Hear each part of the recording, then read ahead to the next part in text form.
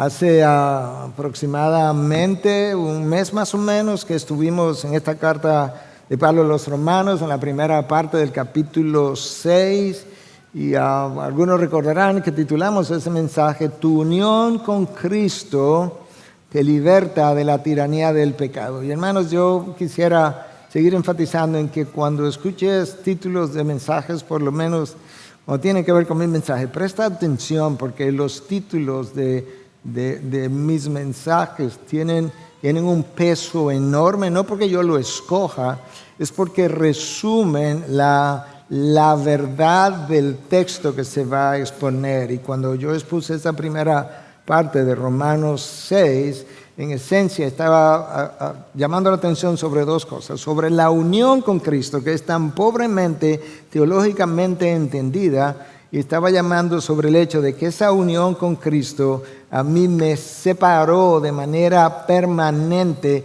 de la tiranía que el pecado ejercía sobre mi vida, que me obligaba a llevarlo a cabo mientras yo lo deseaba y lo disfrutaba. Ese yugo fue roto, fue cortado, y por consiguiente Dios espera que en lo adelante yo pueda vivir de otra manera. Ahora, cuando hablamos de la unión con Cristo, yo quisiera volver a enfatizar que no estamos hablando de que, bueno, yo pertenecía a la familia del mundo y ahora yo pertenezco a la familia de Dios. Eso es verdad, pero no es eso simplemente. Tampoco estamos hablando de agregar a Cristo al número de cosas que yo tengo, como una cosa más o como la cosa más importante en mi vida. No estamos hablando de eso tampoco. Tampoco implica que ahora yo soy miembro del club de discípulos de Cristo, aunque eso puede ser cierto que tú estés entre la lista de los discípulos de Cristo. Pero la unión con Cristo es algo tan extraordinario que si tú llegas a entenderlo, jamás vivirás de la misma manera. Recuerda que Cristo trató con diferentes analogías y símiles de ayudarnos a entender esa unión. Y por un lado, Él nos dijo: yo soy la cabeza, ustedes son el cuerpo. Ustedes me están viendo. Tú no te imaginas mi cabeza por allá y mi cuerpo por aquí. Donde yo estoy con cuerpo y cabeza al mismo tiempo. Cristo dice: donde yo esté, están todos mis discípulos conmigo. En otra ocasión, Cristo dijo: yo soy la vid y ustedes son los pámpanos. En otras palabras, si te separas de mí, no tienes vida. Si te alejas de mí, no comienzas a morir. Tú no puedes existir sin mí. De hecho, separado de mí, tú estás muerto. Tú ni siquiera eres discípulo mío. Yo soy el tronco y tu vida depende de que permanezca en el tronco. Tu salud espiritual depende de que tu unión con el tronco no se debilite. Por otro lado, Cristo enseñó que separados de mí nada podéis hacer, hermano. Nosotros tratamos de hacer y planificamos y decidimos y nos mudamos, cambiamos de país, cambiamos de pareja, cambiamos de iglesia, cambiamos de todo sin consultar la sabiduría del cielo. Y Cristo dijo: yo te lo dije. Separados de mí, nada puedes hacer. Por otro lado, Pablo nos dice en Efesios 2:3 que nosotros éramos hijos de ira. No hijos de Dios, hijos de ira. Nos dice en Efesios 5:6 que nosotros éramos hijos de desobediencia. Cristo, hablándole a un grupo de judíos en un momento dado, le dice: ustedes no son de su padre Abraham, ustedes son de su padre el diablo. Pero ahora en Cristo yo soy hijo de Dios. Pero escúchame, tú no eres hijo de Dios simplemente como hijo de Dios. Tú eres hijo de Dios en Cristo, en Cristo. Cada bendición que tú recibes es en Cristo. Cada bendición que tú vas a recibir es en Cristo. Cada paso que tú vas a dar es en Cristo. Pero de esa misma manera, mi hermano, cuando tú pecas en Cristo. En Cristo. No estamos separados de Cristo. Tu unión con Cristo te libertó de la tiranía del pecado. Luego de mi unión con Cristo, Yo hago todo lo que hago en Él. Cuando hago las cosas que le honran y cuando hago las cosas que le deshonran. Y tú y yo estamos unidos de una manera como un cuerpo y al mismo tiempo estamos unidos todos en Cristo, de tal forma que las veces que hemos hecho disciplina pública aquí hemos dicho hoy Ibi ha pecado, porque nosotros somos, de acuerdo a la palabra de Dios, miembros los unos de los otros. Cristo no nos ve separados unos de otros, porque no nos ve separados de Él tampoco. Esta es la primera parte del capítulo 6. Eso es importante que lo recordamos, porque todo lo que Pablo tiene que decir a través del texto de hoy está íntimamente relacionado a lo que estoy explicando. Pablo explica que no tiene ningún sentido que personas que hayan sido declaradas libres de la esclavitud del pecado quieran todavía vivir como si fueran esclavos del pecado. Imagínate que yo estaba atado aquí por un grillete. Cristo viene, me liberta, me declara libre, me separa, me aleja de mi esclavitud y de repente me encuentra a mí volviendo a querer vivir cerca de donde yo vivía, porque esta esclavitud es la que yo disfruto. Y Pablo va a decirnos ahora, hermanos, eso no tiene ningún sentido, no tiene ni pie ni cabeza y es deshonroso para Cristo. Y con eso entonces te invito a que puedas moverte a Romanos 6:12. Yo he titulado mi mensaje hoy, de esclavos del pecado a siervos de Dios. Esta es la palabra de Dios. Versículo 12. Por tanto, y ahí Pablo comenzó a hablar, porque ese por tanto me está conectando lo que viene con lo que quedó atrás. Por tanto, no reine el pecado en su cuerpo mortal, para que ustedes no obedezcan a sus lujurias, ni presenten los miembros de su cuerpo al pecado como instrumentos de iniquidad, sino preséntense ustedes mismos a Dios como vivos de entre los muertos y sus miembros a Dios como instrumentos de justicia. Porque el pecado no tendrá dominio sobre ustedes, pues no están bajo la ley, sino bajo la gracia. Versículo 15, entonces, ¿qué? ¿Pecaremos porque no estamos bajo la ley, sino bajo la gracia? De ningún modo. ¿No saben ustedes que cuando se presentan como esclavos a alguien para obedecerle, son esclavos de aquel a quien obedecen? Ya sea del pecado para muerte o de la obediencia para justicia. Pero gracias a Dios que aunque ustedes eran esclavos del pecado, se hicieron obedientes de corazón a aquella forma de doctrina a la que fueron entregados. Y habiendo sido libertados del pecado, ustedes se han hecho siervos de justicia. Hablo en términos humanos por causa de la debilidad de su carne, porque de la manera que ustedes presentaron sus miembros como esclavos a la impureza y a la iniquidad para iniquidad, así ahora presenten sus miembros como esclavos a la justicia para santificación. Porque cuando ustedes eran esclavos del pecado, eran libres en cuanto a la justicia. ¿Qué fruto tenían entonces en aquellas cosas de las cuales ahora se avergüenzan? Porque el fin de estas cosas es muerte. Pero ahora, habiendo sido libertados del pecado y hechos siervos de Dios, tienen por su fruto la santificación y como resultado la vida eterna. Porque la paga del pecado es muerte.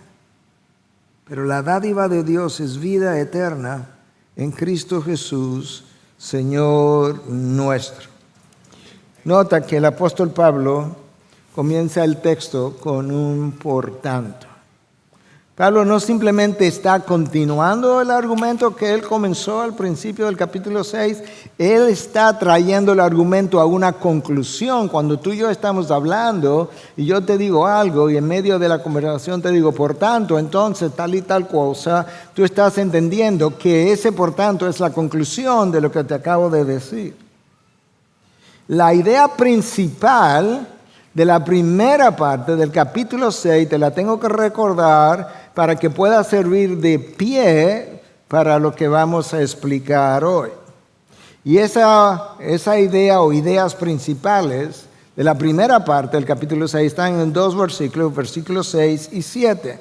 Sabemos esto, que nuestro viejo hombre fue crucificado con Cristo, para que nuestro cuerpo de pecado fuera destruido, a fin de que ya no seamos esclavos del pecado, porque el que ha muerto ha sido libertado del pecado. En esencia, esos dos versículos me están tratando de explicar que el viejo hombre murió. Lo que implica es que cuando yo vine a Cristo, mi corazón de piedra, que no sentía por las cosas de Dios, que no amaba a Dios, que no le interesaba a Dios, fue cambiado por un corazón de carne. Por otro lado, mi mente, que estaba en oscuridad, que no le interesaban las cosas de Dios, pero aún más, que ni siquiera podía entender cuando le leían un pasaje de la Biblia, porque las cosas espirituales se disciernen espiritualmente y yo no tenía el espíritu. Ahora Dios iluminó mi mente, me quitó el velo y yo tengo ahora no solamente un corazón nuevo, yo tengo una mente nueva y aún más. Yo tenía la voluntad esclavizada al pecado. Yo no tenía ninguna otra opción que no fuera pecar. Pecaba porque me gustaba pecar, disfrutaba pecar. Y no tenía ninguna otra opción que no fuera pecar. Pero ahora, después que Cristo vino y me unió a Él y puso el Espíritu de Dios a morar en mí, mi esclavitud al pecado fue quebrada por completo. Y ahora es cierto que todavía peco, pero ahora yo peco porque quiero pecar, porque deseo pecar, no porque no pueda dejar de pecar, porque mi voluntad quedó liberada. Ya nosotros no somos esclavos del pecado. Ahora, habiendo dicho eso, que estoy unido a Cristo, eso no implica que el cristiano no vuelve a pecar. Lo que sí nos ayuda a entender es que mi alma regenerada, mi espíritu regenerado, no es ahí donde reside mi pecado. Yo estoy regenerado. Mi problema está en esta carne que no puede ser regenerada, no puede ser santificada, que no puede ser educada, que no puede ser moralizada, que permanece con deseos, con demandas, que hace esas demandas sobre mi mente y mi espíritu, y que si yo no vivo una vida de cierta manera voy a ser arrastrado en la dirección de la muerte espiritual. Si eso es verdad, entonces aquellos de nosotros que hemos sido libertados de la tiranía del pecado, para esos Pablo tiene varias recomendaciones. De hecho, él tiene 2 mandatos y 5 enseñanzas. Estoy dividiendo de esa misma manera. Mandato número 1. Y digo mandatos porque están en el tiempo verbal imperativo. No es una opción ni es una recomendación, es un mandato. Entonces, este es el mandato en mis palabras y luego te leo el versículo otra vez. No permitan, en imperativo, que el pecado continúe reinando en sus vidas. ¿Por qué? Porque la esclavitud del pecado terminó. Y si ustedes no ejercen su voluntad, la cual fue libertada por Cristo, el resultado será que terminarán obedeciendo a las lujurias del pecado. Versículo 12. Por tanto, no reine, en imperativo, el pecado en su cuerpo mortal, para que ustedes no obedezcan a sus lujurias. Nota que Pablo se refiere a ese cuerpo mortal porque es esa parte física la que permanece sin ser regenerada, como ya hemos dicho, que permaneces con deseos carnales, que antes reinaban sin control sobre mí, porque mi voluntad estaba esclavizada y yo no podía dominarlos, yo no podía resistirlos, yo no podía evitarlos. Entonces nosotros teníamos deseos pecaminosos, una voluntad esclavizada, y esas dos cosas me llevaban a pecar de manera continua. El pecado no me molestaba. El pecado no me avergonzaba, el pecado me deleitaba, pero al mismo tiempo me dominaba, me empujaba en una dirección en la que yo no podía evitar ir.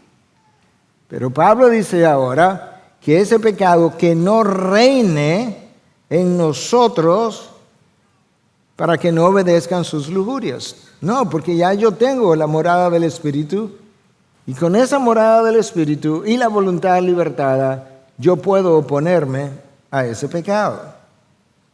Mandato número 2. En mis palabras, y luego te leo el texto. No usen los miembros de su cuerpo para practicar el pecado, como si ustedes todavía estuvieran muertos, como si no hubiesen venido a Cristo. Más bien, como ahora están vivos en Cristo, presenten cada miembro de sus cuerpos a Dios como instrumentos de justicia. Nota ahora como la Nueva Traducción Viviente dice exactamente la misma cosa. No dejen que ninguna parte de su cuerpo se convierta en un instrumento del mal para servir al pecado. En cambio, entréguense completamente a Dios, porque antes estaban muertos, pero ahora tienen vida nueva.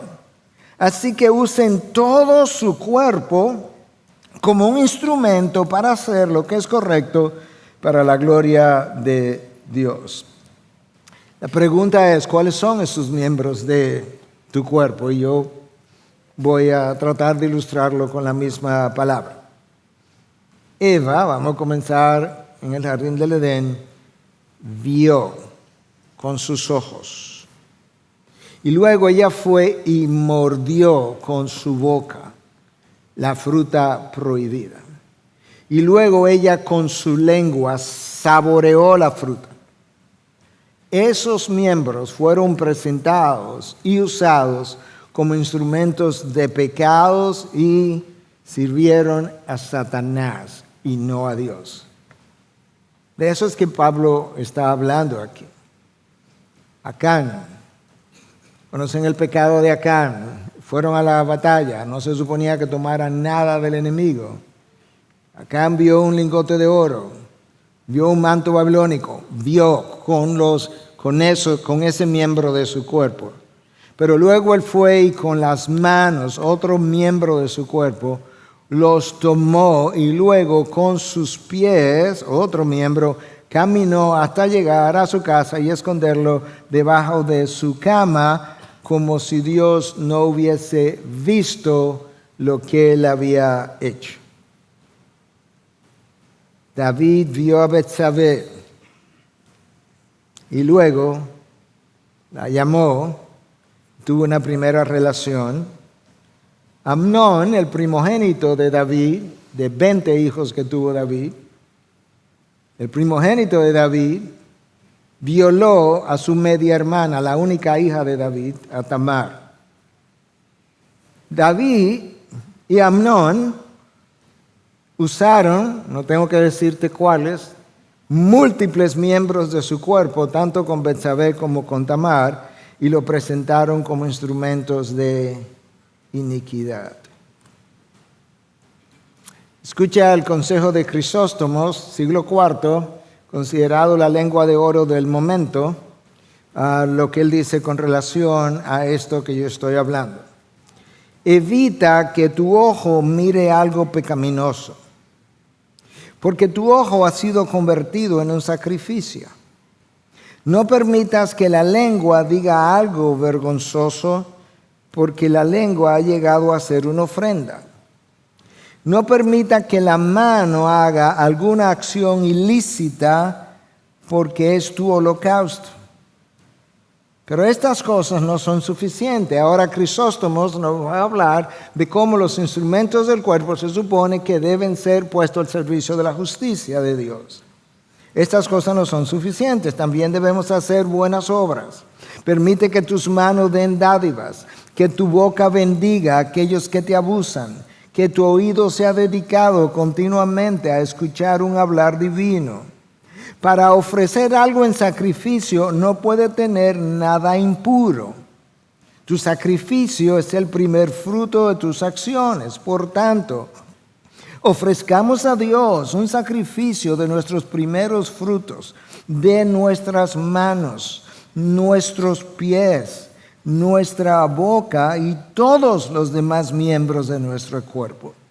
Eso es exactamente lo que el apóstol Pablo nos dice en Romanos 12:1 cuando nos habla de presenten sus cuerpos como sacrificio vivo, santo, agradable a Dios, que ese es su culto racional. Pablo está hablando como si tú fueras un sacerdote y te dice, ofrece, consagra tu cuerpo, que es templo del Espíritu Santo. No lo contamine, no contamine aquello que es templo del Espíritu, y ofrece todos los miembros de tu cuerpo como sacrificio vivo, agradable y santo a nuestro Dios. Y luego nos dice, ese es tu culto racional. En otras palabras, es la única forma lógica, sensible, congruente de tu responder a lo que Cristo ofreció, al cuerpo que Cristo ofreció en la cruz. Ahora ofrécele el tuyo a Él en la medida en que tú vives.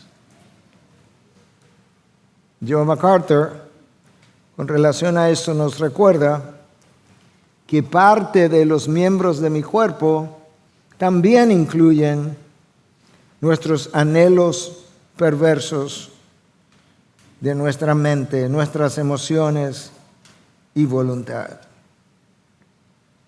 En el caso de Eva, de Acán, de David, de Amnón, todos ellos tuvieron anhelos perversos en sus mentes, emociones perversas y un ejercicio perverso de su voluntad.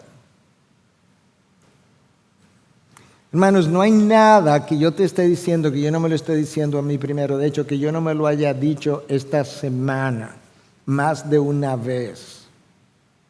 Cuando los miembros de nuestros cuerpos son usados como instrumentos de pecado, nosotros manchamos el cuerpo, que es templo del Espíritu.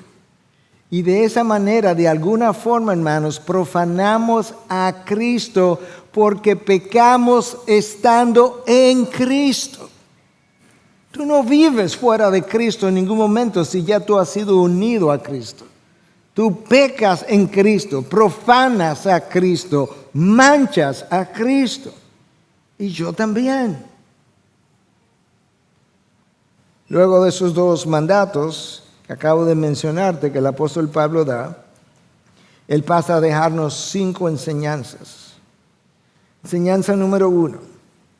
Ustedes, como hijos de Dios, no pueden vivir bajo el dominio del pecado, pues ya no están bajo la ley, sino bajo la gracia. Déjame leerte el texto, pero de la Nueva Traducción Viviente, versículo 14. El pecado ya no es más su amo. O sea, tú no tienes que obedecerlo, tú no tienes que pecar. Tú pecas, pero tú no tienes que pecar, Él no es tu amo. Porque ustedes ya no viven bajo las exigencias de la ley. En cambio, viven en la libertad de la gracia de Dios.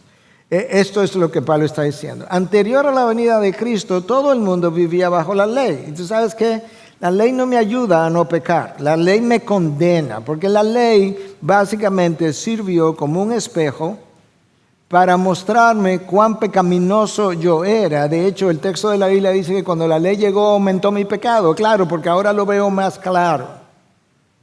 La ley no me empodera.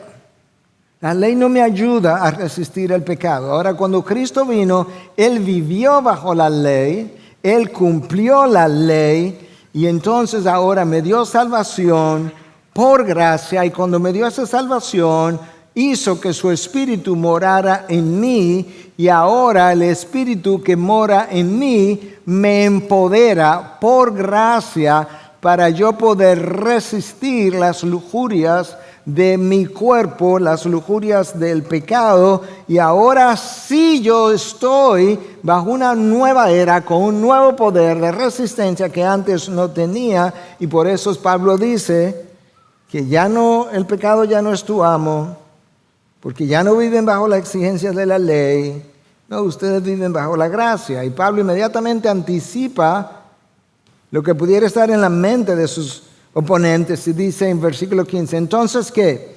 ¿Pecaremos porque no estamos bajo la ley sino bajo la gracia? Y él dice, de ningún modo. Esa es la forma paulina de él decir lo que nosotros decimos en nuestro país, oye este, y el disparate con el que sale. ¿Cómo se te ocurre pensar una cosa semejante? Pero ¿sabes qué, hermano? A mi edad, años después de pastorear, de dar consejo, de vivir mi propia experiencia, yo creo que eso es como muchos de los hijos de Dios piensan. Concluyen, Dios es un Dios de gracia. Yo tengo deseos de pecar hoy. Y yo lo voy a hacer. Porque, como a veces me han dicho en consejería, pastor, todo el mundo peca. Y estamos en la carne. Sí, pero cuando la palabra de Dios me dice que vele porque estoy en la carne, no es una licencia para pecar, es una advertencia para que no peque. Cuando me dice que la carne es débil, es una advertencia para que no peque. Y yo creo que a veces pensamos, bueno, incluyendo personas más piadosas que yo, pecan. Mi pregunta para Miguel Núñez, mi pregunta para ti, ¿tú te has detenido y has vuelto a leer y has recordado qué pasó cuando personas en la Biblia quizás pensaron un pecado de esta naturaleza, de esta magnitud, no puede ser tan grave? ¿Tú has leído? Yo volví a leer esta semana en vista de algunas cosas que salieron en las noticias, ¿verdad? Leer acerca de la vida de David. ¿Tú has leído lo que le pasó a David? Lo que le pasó a su familia, a su hija Tamar, a Amnón, cómo lo mató su hermano Absalón. Lo que le pasó a la nación de Israel, 70,000 muertos. Cuando nosotros leemos la Biblia, y aun cuando revisamos nuestras propias vidas, nos percatamos de que muchas veces los piadosos de Dios se han comportado o nos hemos comportado como ateos, como si Dios no existiera, como si Dios no estuviera viendo, como si Dios no estuviera al tanto. ¿Tú recuerdas lo que le pasó al rey Saúl cuando él pensó que Dios no estaba viendo y fue y ofreció un sacrificio que no le estaba permitido? Que en una sola acción, en un solo día, Dios le dijo, por haber hecho eso, te quité el reino. Perdió el reino en una sola acción, en un solo pecado, en una sola violación. ¿Tú recuerdas lo que la palabra de Dios dice del rey Usías? Rey Usías, definido como un hombre que hizo lo correcto delante de los ojos de Dios, quizá por 50 años. Pero el texto de la palabra, Segunda de Crónicas, dice que cuando Urías se hizo fuerte, se volvió orgulloso, una traducción dice arrogante, y entró al templo y ofreció sacrificio.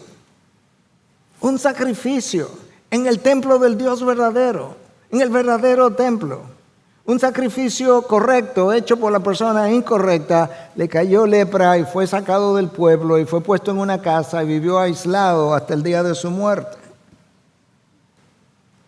David, Saúl, Usías ofrecieron sus miembros y la voluntad o su voluntad como instrumentos de pecado, como lo han hecho otros hijos de Dios en los últimos años y días. Y Pablo pregunta, ¿pecaremos porque no estamos bajo la ley, sino bajo la gracia? De ningún modo. Hermano, yo quiero ser extremadamente cuidadoso al desarrollar este texto porque yo no quiero pecar yo mismo de cosas que yo sé que no soy inmunes a ellas.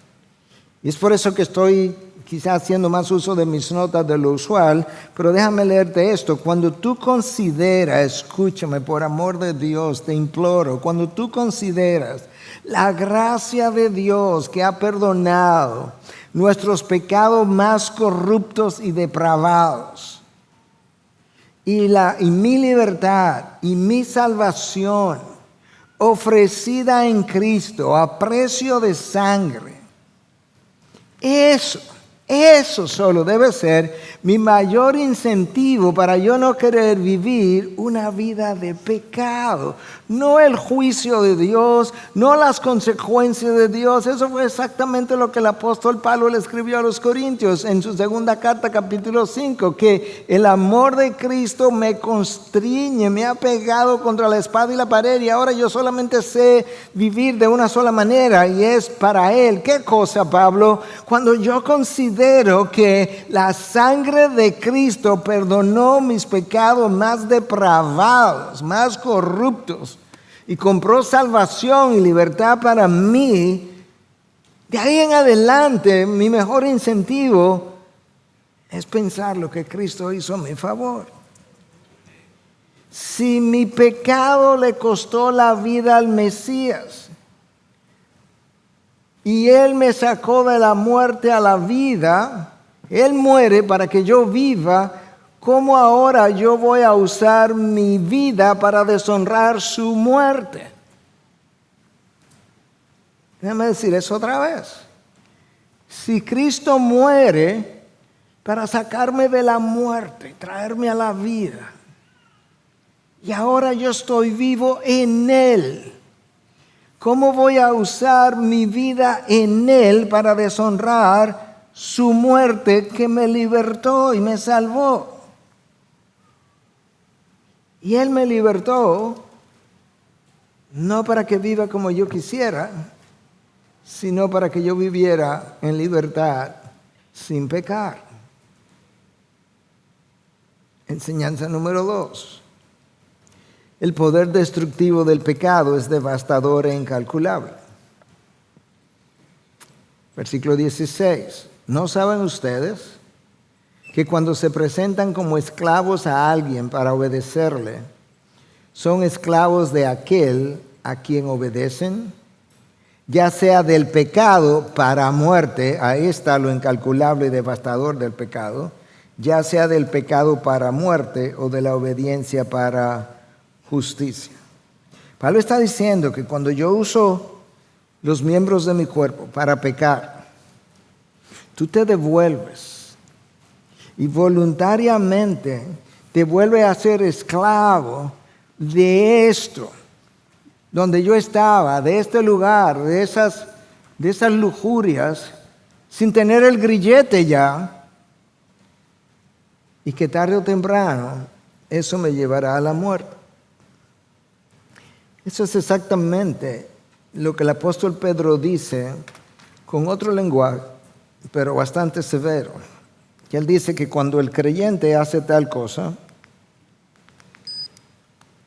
es el equivalente a cuando el perro vuelve a su propio vómito y la puerca lavada vuelve a revolcarse en el cieno. Segunda de Pedro 2:22. Tú has visto un perro, nosotros hemos tenido perro por años y lo hemos visto. El perro vomita, tiene un olor fétido, desagradable, y ahí mismo él comienza a comerse su vómito. Y uno como que siente como, ahora Pedro te está diciendo, eso a nivel espiritual es peor. Es peor que ese ejemplo humano que te traigo. Eso es lo que implica, después de haberte lavado con la sangre de Cristo, querer volver hacia atrás. Hermano, el pecado, la consecuencia del pecado es devastador, es incalculable. ¿Quién diría que una mordida a una fruta arruinaría la creación entera hasta el punto que miles de años después ella gime con dolores de parto? La creación está loca por ser liberada de la corrupción a la que fue sometida, dice Pablo en Romanos 8. La creación quedó tan corrupta por el pecado que Dios dice en 2 de Pedro 3:11 que la va a quemar, que la va a destruir por completo. Esto hay que hacerlo de nuevo. ¿Una mordida a una fruta? ¿Quién diría que un sacrificio ofrecido al Dios verdadero en el tabernáculo de Dios por jóvenes sacerdotes que no tenían experiencia, que eso sería suficiente para que Dios los carbonizara a los 2 hijos de Aarón? ¿Quién hubiese pensado que en los tiempos de Pablo, gente que estaba viviendo en pecado, vino y tomó un poco de vino y un pedazo de pan y compartió de la cena del Señor indignamente porque estaban viviendo en pecado, y que algunos se murieron y que otros se enfermaron? ¿Quién pensaría que una mentira piadosa, como dice la gente, de parte de Ananías y Zafira sería suficiente para quitarle la vida a los dos? Hermanos, no hay pecado pequeño. Recuerda la cita de Jonathan Edwards que he estado repitiendo en los últimos días. Él dice: cuando yo miro hacia adentro, lo que veo es un infierno. Y nosotros miramos hacia adentro y nos vemos tan bien. Lo que veo es un infierno, un abismo. Y él dice: yo oro y peco cuando oro. Yo predico y peco cuando predico. Yo me arrepiento y peco cuando me arrepiento. Y aún mis lágrimas tienen que ser lavadas por la sangre de Cristo. Y nosotros nos sentimos tan bien, porque nosotros no tenemos idea de lo que es el pecado, de tanto pecado en el que hemos vivido. John MacArthur, hablando sobre esto, dice: las Escrituras caracterizan el pecado y sus efectos de muchas maneras. Se refieren al pecado como profanación o una contaminación del alma. Es para el alma humana lo que la corrosión es para un metal precioso, o lo que el smog o niebla tóxica es para un hermoso cielo. El pecado es llamado una cosa inmunda en Isaías 30:22. Y se compara con el veneno de las serpientes y la ponzoña mortal de las cobras en Deuteronomio 32:33. Incluso las cosas que los hombres consideran justas, sus buenas obras, son como trapos de inmundicia. En el original dice como trapo de menstruación a los ojos de Dios en Isaías 64:6. O como ropas sucias en Zacarías 3, versículos 3 y 4. Pablo se refiere al pecado como inmundicia de la carne y del espíritu, en 2 de Corintios 7:1. Y a los pecadores se refiere como aquellos cuyas mentes y conciencias están corrompidas, en Tito 1:15. Mentes y conciencias corrompidas. Enseñanza número 3. Si Cristo no interviene, la humanidad entera aún estuviera esclava del pecado. Escucha los versículos 17 y 18.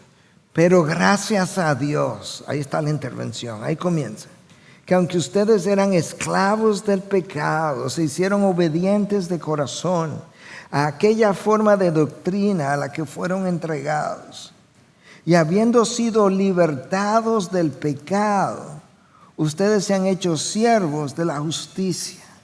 ¿Notaste la frase? Habiendo sido hechos libertados del pecado. En otras palabras, alguien hizo eso por ustedes. Ustedes eran esclavos, pero habiendo sido libertados del pecado. Y ahora, con esa voluntad libre, el texto dice que ellos se hicieron obedientes de corazón y siervos de la justicia. Antes no podían, pero ahora que ya lo libertaron del pecado, liberaron su voluntad, ahora ellos de manera voluntaria se hicieron obedientes de corazón al cuerpo de doctrina que le habían entregado y se hicieron siervos de la justicia.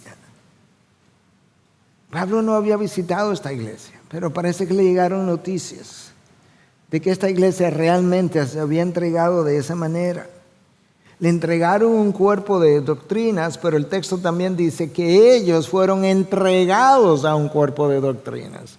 Es como si el cuerpo de doctrina hubiese sido un recipiente y Dios lo hubiese entregado dentro de ese recipiente y ellos se hicieron obedientes a la palabra a la que fueron entregados. Hermanos, no sé si te has percatado. Yo sé que tú lo has leído, pero créeme que leer y percatarse son dos cosas muy distintas. Incluso leer, percatarse y entender las implicaciones son tres cosas muy distintas. Yo no sé si te has percatado, pero en el mundo, en la creación, hay dos amos, no tres, sin término neutro. Hay un Cristo y hay un anticristo. En el jardín del Edén estaba Dios y la serpiente, y ellos decidieron obedecer no a Dios, sino al anticristo. En el desierto estaba Cristo y el anticristo. Y Cristo decidió obedecer a su Padre y no al anticristo. No había una tercera vía. El día de la crucifixión, Cristo estaba en el medio y habían dos ladrones. Uno de ellos pide perdón en un sentido y le dice: Señor, acuérdate de mí cuando estés en el paraíso. Y él terminó en la vida eterna. Y el otro acusaba a Cristo, se fue con el anticristo y terminó en la condenación con el dicho anticristo. Hay dos amos, tú obedeces a uno, obedeces al otro. Por eso Cristo dijo: nadie puede servir a dos señores. O aborrecerás a uno y amarás al otro, o te apegarás a uno y despreciarás al otro. Yo sé que el contexto de Lucas 16:13, en el que eso está, tiene que ver con las finanzas, pero la realidad es que eso es, en el contexto del resto de las Escrituras, eso es exactamente como está presentado. Tú o amas a Dios y aborreces todo lo demás, o amas lo demás y aborreces a Dios. Cristo de hecho lo dijo de esta manera, para dejarnos saber: aquí hay dos bandos, aquí hay dos equipos, uno en contra del otro. El que no está a favor mío está contra mí, no está neutral. El que no está conmigo está contra mí. El que no está con Cristo está con el anticristo. El que no recoge a mi lado desparrama. El que no está haciendo mi trabajo está desparramando. El que no camina conmigo camina con el anticristo. Si no estás caminando con Dios en un momento dado de tu vida, hermano, adivina quién está caminando contigo. Pero solo no estás. En el contexto de la carta a los Romanos, Pablo nos presenta dos opciones: o eres siervo de justicia o eres siervo del pecado, no hay otra. Obedecemos a Dios, siervo de justicia, o obedecemos el pecado, siervo de Satanás. Lo que Pablo entonces hace es que pasa a explicar de qué manera debiéramos vivir ahora. Y él dice en la NTV, versículo 19: uso la ilustración de la esclavitud para ayudarlos a entender todo esto. La esclavitud era algo común en el mundo romano. Entonces Pablo está diciendo: mira, esto ustedes lo pueden entender. Hay hombres libres y hay hombres esclavos en el imperio. Entonces él dice, yo uso la ilustración de la esclavitud para ayudarlos a entender todo esto porque la naturaleza humana de ustedes es débil. En el pasado se dejaron esclavizar por la impureza y el desenfreno, lo cual los hundió aún más en el pecado. ¿Notaste? Comenzaste con la impureza, seguiste con el desenfreno y lo único que eso hizo fue hundirte aún más en el pecado. Ahora deben entregarse, ahora que están en Cristo, deben entregarse como esclavos a la vida recta para llegar a ser santos. Lo que Pablo me está ayudando a entender era, mira, yo antes vivía en el pecado.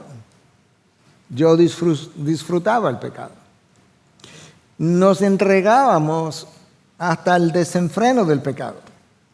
Pero lo único que hizo fue nos hundió más en el pecado.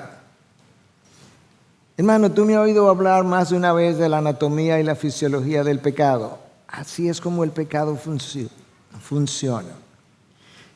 Va de menor a mayor. Siempre. Siempre. Déjame ilustrártelo en la vida de David para luego ilustrarlo en la vida de nosotros. David vio a Betsabé, la codició, todavía no ha tenido adulterio físico, ya pecó. Siguió. Luego la mandó a buscar. Cometió adulterio físico. Pecó un poco más.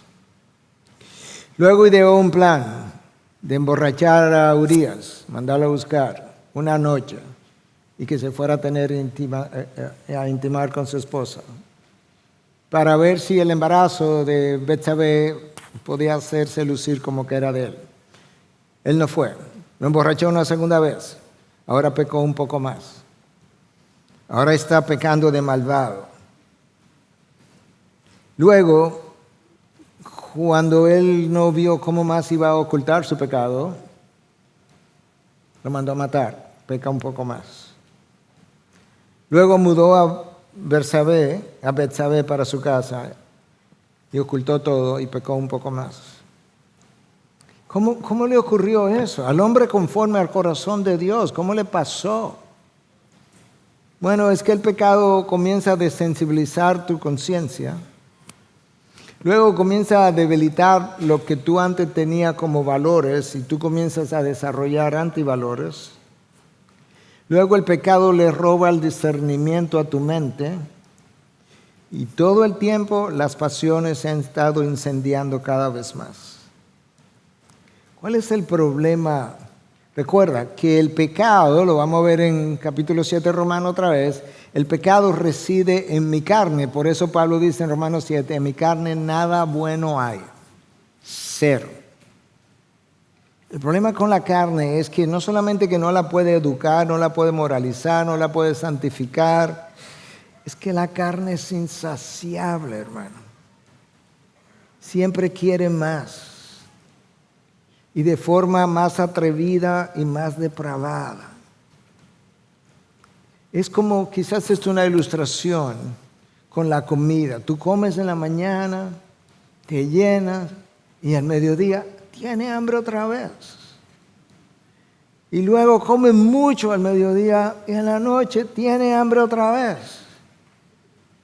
Dame más, dame más. Y si tú no tienes dominio propio, resulta que tu dieta se va empeorando.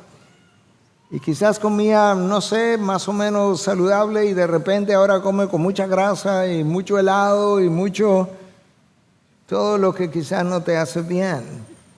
Porque tu cuerpo lo va demandando de forma más atrevida y más depravada. Ese es el principio de la pornografía, ese es el principio de la prostitución, ese es el principio de las drogas y así han terminado los que han violado niños, comenzaron con cosas menos perversas. Eso es como el pecado opera. Esa es la anatomía y la fisiología del pecado en ti y en mí. Mira cómo ocurre. Tú ves algo y te atrae. Debiera dejar de pensar ahí, pero no lo hacemos. Tú comienzas a imaginar cómo tú pudieras disfrutar de eso que viste. Si te gusta la comida, por ejemplo, y sabes cocinar, tú ves algo y te gustó, y tú comienzas a pensar cómo tú puedes prepararlo en tu casa. Luego nosotros comenzamos a pensar cómo yo podría comerme eso que es ilícito sin que otros se enteren. Hay gente que están casados y la esposa no quiere que coma alimento con grasa o que coma tanto helado. Se levantan a medianoche y se comen lo que no se supone que coman, pero es como lo voy a ocultar. ¿Cómo lo voy a hacer sin que otros se enteren? David hizo todo lo que hizo, pero a David se le olvidó que su pecado era un escándalo en el cielo. Era un secreto en la tierra, pero era un escándalo en el cielo. Y que las intenciones de su corazón Dios las conoció antes de que Él la llevara a cabo. Y las intenciones de tu corazón, mis intenciones también. Dios dice que Él conoce mis palabras antes de que lleguen a mis labios. Y del deseo nosotros pasamos a la planificación de cómo hacerlo. Y de la planificación de cómo hacerlo pasamos a la planificación de cómo ocultarlo. Y de la planificación de cómo ocultarlo pasamos a la planificación de cómo voy a reaccionar si esto se llega a saber, qué voy a decir, cómo lo voy a explicar. Hermanos, si eso le pasó al hombre conforme al corazón de Dios, no me diga que a ti no te puede pasar, porque no te lo voy a creer, ni me lo creo de mí mismo. El problema del incrédulo está en su cuerpo, en su mente y en su voluntad. Su mente, su cuerpo y su voluntad. Él está mal. El problema del creyente, ya su alma está regenerada, su voluntad ha sido libertada. Ahora su problema está en un solo sitio, es en su cuerpo mortal, en su carne. Mira cómo Charles Spurgeon lo explicó en uno de sus sermones llamado Muertos pero Vivos. El pecado tiene un gran poder. Está en nosotros y se esforzará por reinar. ¿Tú sabes por qué no puedes huir del pecado? Tú puedes huir de la tentación, pero no puedes huir del pecado porque está en ti. Siempre permanecerá como un bandido, dice Spurgeon, escondido dentro de nuestra naturaleza, en tu propia naturaleza, ahí está el pecado. Permanecerá como un enemigo, batallando en contra de la ley de nuestra mente. Permanecerá como un tirano, molestando y oprimiendo la verdadera vida. Su campo de batalla del pecado es tu cuerpo. Para el creyente es el cuerpo. Las necesidades de hambre, sed, frío. Spurgeon incluye todas las necesidades del cuerpo. Pueden convertirse en ocasión para pecar, inclinándonos a murmurar, envidiar, codiciar, robar. Sus apetitos nos llevarán a ansiar una indulgencia excesiva que, de no ser controlada, nos puede llevar fácilmente al mal y yo diría a la muerte. Los dolores del pecado, sus enfermedades, pueden engendrar impaciencia y otras faltas, y eso puede producir pecado en nosotros. Sus placeres también pueden fácilmente convertirse en incitación para pecar. Su influencia sobre la mente y el espíritu puede arrastrar nuestra noble naturaleza hacia el materialismo rampante de la tierra, y yo diría en nuestros días hacia el hedonismo rampante de la tierra. Enseñanza número 4. Si verdaderamente hemos nacido de nuevo, reconocemos que cuando éramos esclavos del pecado, no cosechábamos ningún fruto, porque esas cosas terminan en la condenación eterna. Y por otro lado, y ahora, luego de nuestra salvación, cuando pensamos en las cosas que hicimos, experimentamos cierto grado de vergüenza. Versículo 20. Cuando eran esclavos del pecado, estaban libres de la obligación de hacer lo correcto. Estábamos libres de la obligación de hacer lo correcto porque ni sabíamos lo que era correcto. Entonces hacíamos lo que nos parecía. Hacíamos lo que nos venía en gana, como dice la frase. Hacíamos lo que queríamos. Entonces estábamos libres, entre comillas, de la obligación de hacer lo correcto. Pero ya no, ahora yo tengo una obligación de hacer lo correcto si soy un hijo de Dios. ¿Y cuál fue la consecuencia? Que ahora están avergonzados de las cosas que solían hacer, cosas que terminan en la condenación eterna. Yo no sé tú, hermano, pero cuando yo pienso en cosas que hice cuando era inconverso y aún en cosas que hice en tiempos de atrás, todavía me da vergüenza. Y si ese no es tu caso, pídele a Dios que resensibilice tu conciencia o te haga nacer de nuevo, porque tú necesitas esa vergüenza. Tú necesitas la vergüenza para no volver a incurrir exactamente en las mismas cosas en las que incurriste. Pero no solamente eso, sino porque ciertamente te das cuenta, fue a los ojos de Dios que hice esto. Y lo hice estando en Cristo. De nuestra vida anterior a Cristo no cosechamos nada bueno, excepto vergüenza en el día de hoy. Enseñanza número 5. El ser libertado del pecado implica ser siervo de Dios, y el fruto de esa relación es santificación en la vida presente y vida eterna en la vida venidera. Versículo 22. Pero ahora, habiendo sido libertados del pecado, mira la consecuencia. Habiendo sido libertado del pecado y hecho siervo de Dios, eso es como sinónimo. Si fuiste libertado del pecado, fuiste hechos siervos de Dios o hijos de Dios. Tienen por fruto la santificación y como resultado la vida eterna. La santificación se supone que es progresiva. En otras palabras, hay cosas que yo no hago hoy que quizás hacía hace 5 o 10 años atrás. Hay cosas que yo hago hoy que se supone que en 5 o 10 años adelante no la voy a hacer. La falta de la progresión en mi santificación implica probablemente que yo no he nacido de nuevo. Porque la santificación es el fruto del Espíritu, no mío. Si hay cosas que yo no estaba haciendo hace 5 o 10 años, pero hoy sí la estoy haciendo y son del orden de pecado, el chance es que no nací de nuevo. Pero no dice que no tengo chance de nacer de nuevo. De ahí que Pablo le dice a los corintios, examinaos para ver si estás en la fe. ¿Y cómo me examino, Pablo? Examina tu santificación, si estás progresando. Esa es la mejor forma.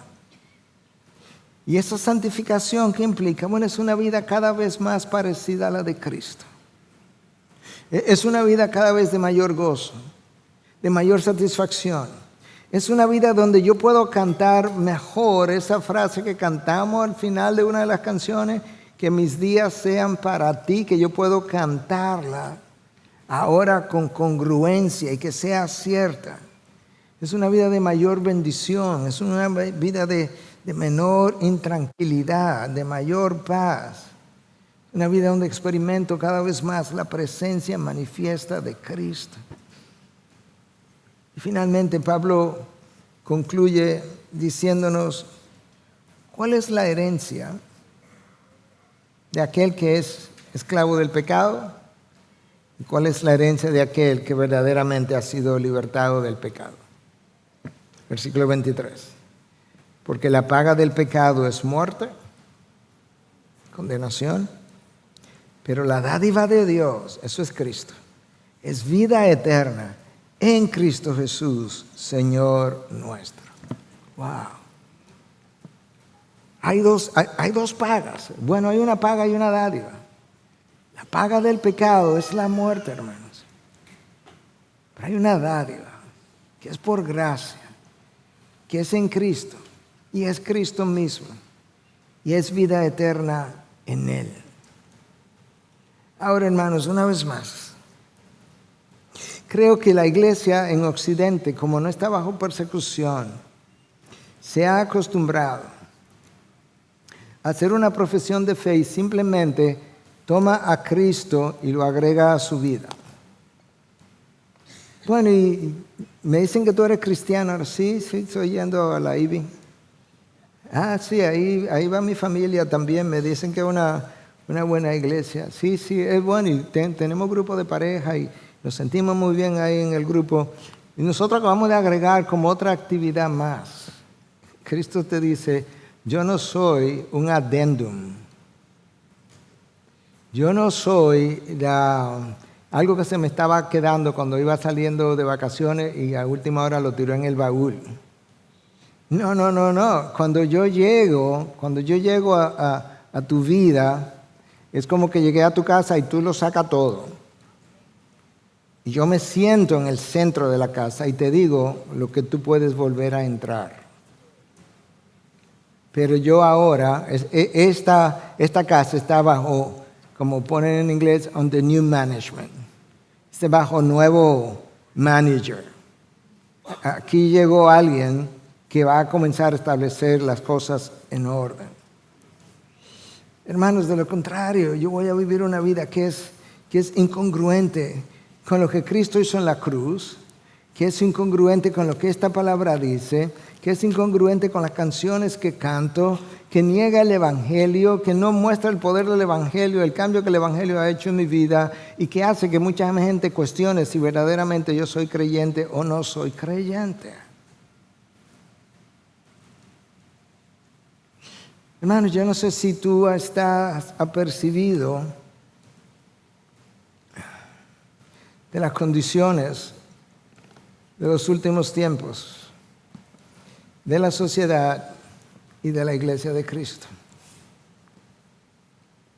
Es pesada, es triste, es deprimente en muchos casos.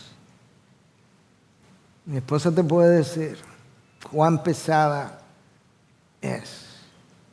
No porque lo estás sintiendo, sino porque yo le cuento. Estos son tiempos para vivir en sobriedad. Sed sobrios, de espíritu humilde. El enemigo anda como león rugiente. No esperes tú a ser la próxima víctima devorada. No tocada. No mordida, devorada. Él juega sucio. Y cuando Él hace lo que hace, Él siempre tiene en mente consecuencias largas, de largo alcance, de impacto masivo. A Él no le interesa comerse una ovejita y que nadie se entere. A Él no le interesa comerse una ovejita y que todo permanezca igual. No. Él quiere la destrucción de tu vida, de tu familia, de tu iglesia, de múltiples iglesias si es necesario, de ministerios. Él quiere algo grande, que se sepa de su poder, porque Él odia todo lo que es de Cristo. Y yo no puedo contribuir si soy de Cristo, si estoy en Cristo. Yo no puedo contribuir al equipo de aquel que odia a quien me salvó y me dio vida en Él. Hermano, cierra tus ojos.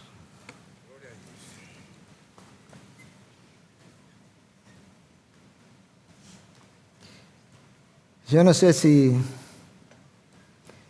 tú eres como yo, pero cuando tú consideras tus ojos, tu mente, tus manos, tus pies, tu boca, tu lengua, tus oídos, lo que has dicho de otro, para lo que ha prestado tus oídos, para escuchar acerca de otros, dónde has ido,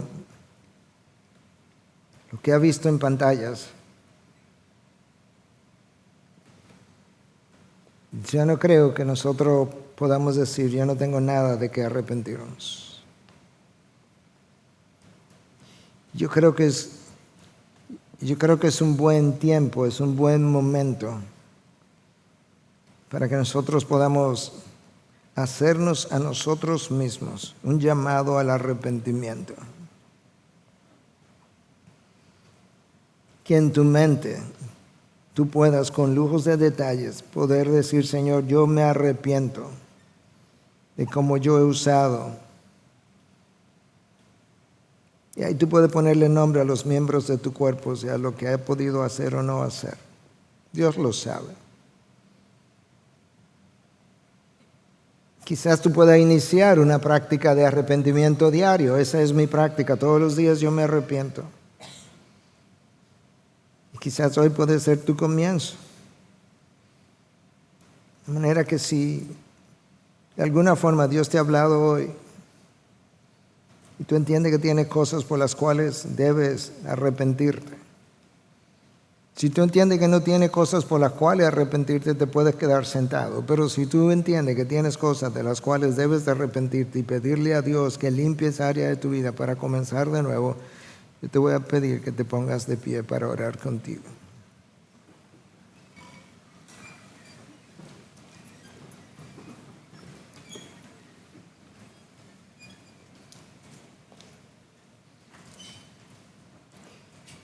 Señor, yo estoy de pie aquí arriba no simplemente porque estoy predicando, sino porque me toca también estar de pie en este momento. Señor, tú nos llamaste a vivir una vida digna de tu llamado. Señor, tú nos llamaste a vivir una vida que honre la cruz, donde tú fuiste y moriste por mis pecados.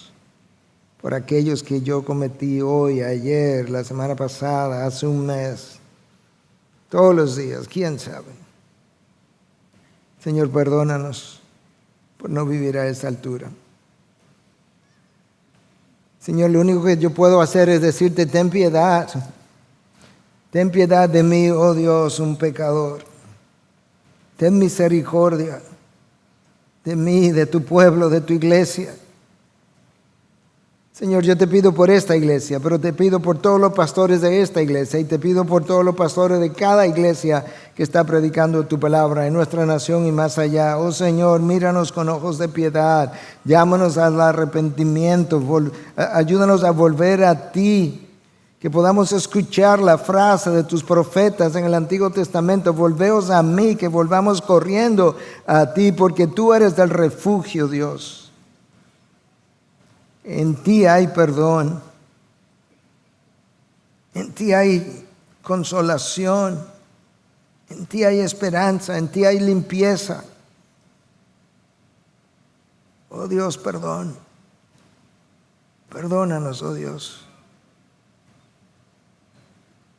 Señor, mira la vida, mira los pensamientos de cada uno de tus hijos aquí en esta mañana. Quizás hay alguien que no te conoce.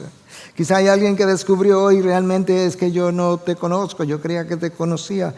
Oh Dios, si es así, dale el entendimiento y el deseo para que hoy pueda decir, Señor, hazme nacer de nuevo. Yo te pido perdón por todos mis pecados y reconozco la sangre de Cristo que borra mis pecados, lava mis pecados, y yo te proclamo mi Señor, mi Salvador, y te digo, ayúdame, oh Dios. Ayúdame a no volver a pelear del lado del enemigo, a no contribuir al mundo de la oscuridad, al reino de las tinieblas. Ayúdame a huir de la tentación y a resistir mi propio pecado. Y quizás alguien nos llame y podamos decir, sí, lo que pasa es que ese ya no soy yo. Y gracias te damos, Dios. Permítenos ahora cantar. Permite que esta canción sea la continuación de esta oración. Ayúdanos a orar cantando, y cuando nosotros terminemos de orar y de cantar, cuando terminemos de cantar, oh Dios, en vez de aplaudir, nos vamos a quedar en reflexión. Si quieres orar más, lo puedes hacer. Si quieres saludar a tu hermano, lo haces al final, según tú entiendas, pero nos vamos a ir en otra actitud y terminar de otra manera. Señor, ayúdanos a cantar ahora. Ten piedad de mí, oh Dios, un pecador. En tu nombre, Jesús. Amén. Gracias por acceder a este recurso. Espero que haya sido de gran bendición para tu vida. Te sugiero que te suscribas a este canal de forma que tú puedas recibir notificación la próxima vez que hayamos subido un nuevo recurso que pueda servirte de instrucción y bendición.